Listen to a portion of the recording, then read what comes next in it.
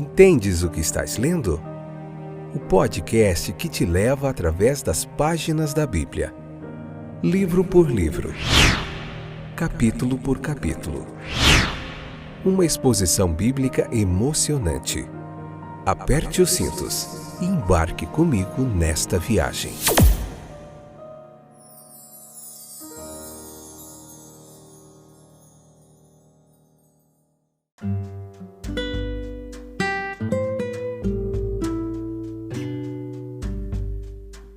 Olá, meus queridos, amados companheiros do caminho.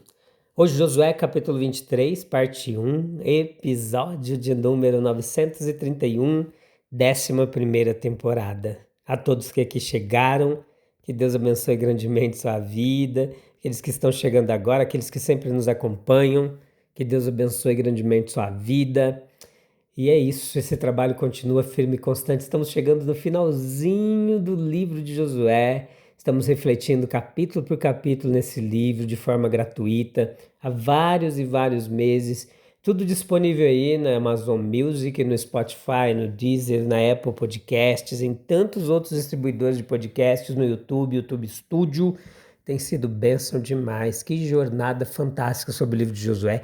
Que livro fantástico, você não pode perder.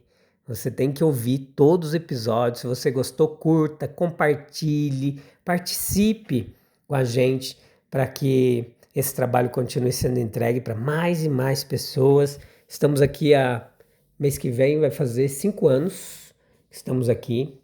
Já são quase 1000 episódios.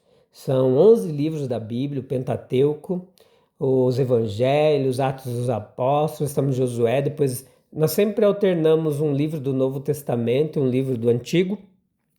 E após terminar Josué, que será breve, estaremos indo para Romanos, também meditando capítulo por capítulo, na carta do apóstolo Paulo à igreja situada em Roma, que tem tanta coisa interessante para a gente aprender. Enfim, é isso. Fica aí com a gente. Josué capítulo 23, versos 6 ao 8. Leia lá, que diz assim o texto. Verso 6. Por isso, esforcem-se ao máximo para cumprir cuidadosamente tudo que Moisés escreveu no livro da lei. Não se desvie dele, nem para um lado nem para o outro. Verso 7. Não se misturem com os povos que ainda restam na terra, nem sequer mencione o nome dos deuses deles, e muito menos jurem por eles. Não sirvam nem adorem esses deuses. Verso 8. Mas apeguem-se firmemente ao Senhor seu Deus, como fizeram até hoje. Que conselho excepcional. Havia o dever, que era um convite à devoção pessoal. Deus busca a devoção de nossos corações. Ela é interior espiritual e não meramente um fato de conduta visível. Ela implica aproximar-se de Deus em oração, caminhar com Deus, deleitar-se nele, buscar ser como ele, visar agradá-lo. É necessária obediência ativa e intencionalidade. Josué exorta o povo a ser muito corajoso, a guardar e cumprir tudo o que está escrito no livro da lei de Moisés. A devoção do coração é uma farsa, a menos que leve a obediência na conduta. Nós devemos nos apegar a Deus em ação, bem como em sentimento. Houve um convite à pureza, o povo é exortado a evitar a contaminação da sociedade corrompida e o pecado da idolatria. Qualquer coisa que ocupe o lugar de Deus em nosso coração é um ídolo. Todos os prazeres pecaminosos e interesses mundanos que não são compatíveis com a devoção pura a Deus nos separam dele. Deus não pode aceitar nossos sacrifícios enquanto nos aproximamos dele com afeições pecaminosas. Isaías 1,18. E Josué alerta sobre o perigo. Josué percebeu que havia o perigo do povo deixar de se apegar ao Senhor. E isso surgiu por diversas causas. A primeira delas era a prosperidade. Já fazia muito tempo que o Senhor havia dado descanso a Israel. Em tempos de prosperidade, muitas vezes baixamos a guarda, tornamo-nos indolentes e, portanto, corremos perigo. Havia um mau exemplo. Os cananeus que permaneceram na terra seriam uma fonte de tentação à idolatria, à imoralidade. Nós precisamos ter um cuidado especial. Se estivermos rodeados por aqueles que vivem vidas mundanas e profanas, a influência de um exemplo sempre presente é insidiosa e poderosa. A dificuldade inerente ao dever. O povo foi exortado a não se desviar nem para a direita nem para a esquerda. O caminho do dever é estreito. Mateus 7,14. Há muitos caminhos errados, mas apenas um caminho certo. E havia a expectativa pela perda de um líder. Josué estava prestes a morrer. Ele temia pelo povo depois que sua mão guia fosse removida. Quando líderes confiáveis são chamados, a igreja é lançada sobre a responsabilidade individual de seus membros de preservar sua fidelidade.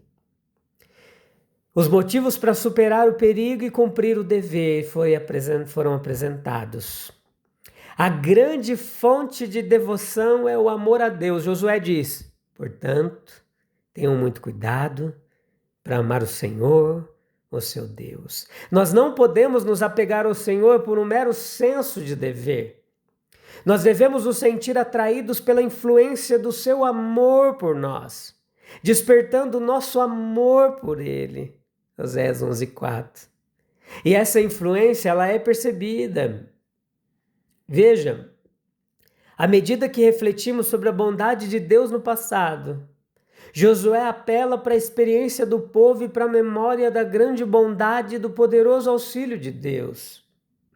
Não temos apenas a graça providencial de Deus para refletir, mas também o maravilhoso amor que Ele revelou no sacrifício de Cristo. 2 Coríntios 5,14. Se fomos minimamente fiéis no passado, a lembrança desse fato deve nos estimular a manter nossa fidelidade. Josué diz, apeguem-se ao Senhor seu Deus como vocês têm feito até hoje. A devoção passada não é garantia contra a infidelidade futura, mas é um incentivo à fidelidade, porque sem ela os frutos do trabalho e do sacrifício do passado se perderão. Porque os hábitos do passado tornarão mais fácil ser fiel no futuro. Uma vez superadas as maiores dificuldades, seria insensato ceder diante das menores. E porque a experiência das bênçãos que acompanham a fidelidade deve nos fazer ver que nossa alegria e paz estão em nos apegarmos ao Senhor. A vitória é garantida com a ajuda de Deus. Josué 23:10. O povo de Deus é pequeno e fraco, em comparação com a multidão de inimigos diante dele. Assim foi com os judeus. Assim é na comparação da igreja com o grande mundo ímpio. É verdade em relação aos nossos próprios recursos espirituais e aos perigos que cercam nossa vida interior. Deus nem sempre está do lado dos grandes batalhões, mesmo na guerra material. Existem possíveis acidentes, erros que invalidam argumentos baseados em estatísticas. Na guerra espiritual, a superioridade visível conta muito pouco. Paulo, fabricante de tendas, era mais forte que todo o sinédrio. O monge Lutero saiu vitorioso sobre o Papa e toda a hierarquia romana. Nada poderia ter parecido mais frágil do que o cristianismo quando surgiu, no cenáculo em Jerusalém. Contudo, 3 séculos depois, ele conquistou o Império Romano. Deus assegura vitória ao seu povo.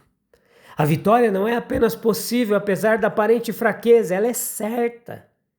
Ela é prometida por Deus. Antecipações são constantemente vistas, como nos sucessos de Israel, nos triunfos do cristianismo, na vitória do cristão sobre seus antigos pecados, etc. Portanto, meus queridos, certifiquemo-nos de estar do lado da justiça, da verdade, de Deus, e então sejamos confiantes e esperançosos. 23:11 de Josué. Portanto, dediquem-se com empenho a amar o Senhor seu Deus. Nós somos chamados a amar a Deus. Não basta cumprirmos nosso dever para com o próximo.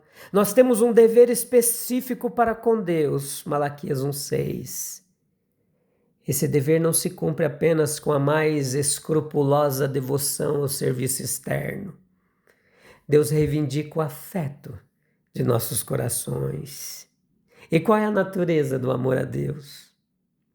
Ela tem todas as qualidades do amor genuíno. É pessoal, amamos a Deus amando a bondade e todas as coisas semelhantes a Deus, mas o amor perfeito de Deus implica uma relação pessoal entre nossa alma e a dele. Amamos a Ele como nosso Pai. E isso se manifesta na alegria que temos em Deus, na atração que Ele exerce sobre nós, no nosso desejo de estar em Sua presença e no maior brilho de nossas vidas à medida que nos aproximamos dele. O verdadeiro amor encontra sua maior alegria em amar. O amor que é meramente benevolente, que deseja o bem sem sentir alegria, é fraco, é frio. E o amor é comprovado pelo sacrifício. O amor se sacrifica até a morte e prefere a pessoa amada à sua própria alegria. Assim, o nosso amor a Deus deve nos levar à abnegação, à disposição de sofrer perdas por amor a Ele. Esse amor possui características próprias. Existem diferentes tipos de amor, determinados pelas diferentes relações entre os homens, como amigos, irmãos, pais, filhos, maridos e esposas. A nossa relação com Deus é diferente de qualquer outra. E o amor que dela flui deve ter um caráter peculiar.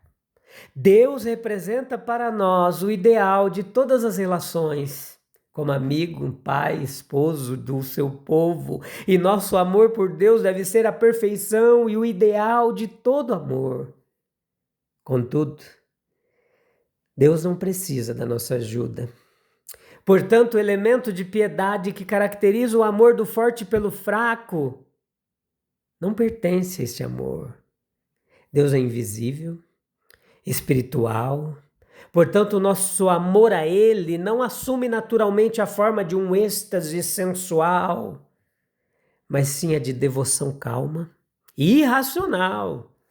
Deus está infinitamente acima de nós, é intencional. Nosso amor, portanto, deve ser inspirado por reverência, por humildade.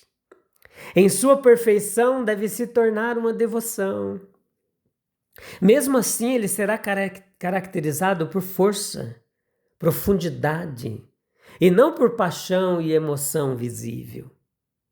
Quais são as fontes do amor de Deus, meus queridos? Nós devemos prestar muita atenção. Uma admoestação que implica que cabe a nós cultivar o nosso próprio amor a Deus. Consideramos os motivos que temos para amar a Deus. Em seu amor por nós, visto que Ele nos amou antes de buscar o nosso amor, provou seu amor por sua bondade na criação, providência, redenção. Em sua natureza, Ele atrai pela beleza da santidade. Ele é amor. Quanto mais conhecemos a Deus, mais vemos sua bondade. Nós precisamos perceber a presença de Deus. O amor é fortalecido pela comunhão. A contemplação de Deus com fé em sua presença pessoal aproximará a alma dele, aprofundará o sentimento de afeição por ele como ser real, nosso Pai. E não como a mera abstração de atributos perfeitos, que é tudo o que o nome de Deus sugere a alguns homens. Vivam em seu espírito. Ao amarmos o que Deus ama, ao crescermos como Ele, ao nos aproximarmos dele em compaixão, nós aprenderemos a amar a Deus. E existem efeitos deste amor a Deus. Ele gera obediência. Nós desejaremos servi-lo, agradá-lo, nós faremos isso de todo o coração, não por medo, interesse próprio ou uma fria convicção de dever. Romanos 13:10. Gera semelhança com Deus. O amor assimila-se naturalmente pela influência de admiração, simpatia, amor ao próximo, que é um fruto direto do amor a Deus, porque isso agrada, porque é divino, porque o amor a Deus deve fluir em todas as formas de altruísmo e benevolência. 1 João 4:20. O céu consiste em desfrutar de Deus por meio do amor. Ele assegura na terra paz e satisfação aos anseios mais profundos da alma. Apegar-se ao Senhor não é apenas um chamado momentâneo, mas uma decisão diária que envolve amor, obediência, vigilância. Em meio aos perigos da distração, da prosperidade, das influências externas, nós somos sustentados pela fidelidade de Deus que garante a vitória àqueles que permanecem firmes. O amor a Deus é tanta raiz quanto o combustível dessa permanência. É Ele quem nos atrai, nos fortalece e nos conduz até o fim. Se Deus tem sido tão fiel no passado, por que duvidar de permanecer firme no presente? Será que vale a pena trocar a presença de Deus por influências passageiras que afastam o nosso coração dele? Oh, aleluia! Louvado seja o nome bendito de Jesus. Senhor, ajuda-me a permanecer firme em Ti, com um coração sincero, obediente. Guarda-me dos desvios, das distrações e de tudo aquilo que tenta ocupar o Teu lugar em minha vida. Que o Teu amor me constrange e me fortaleça a viver para Ti todos os dias.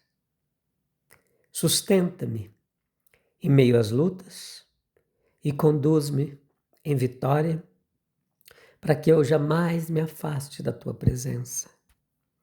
Amém, amém e amém.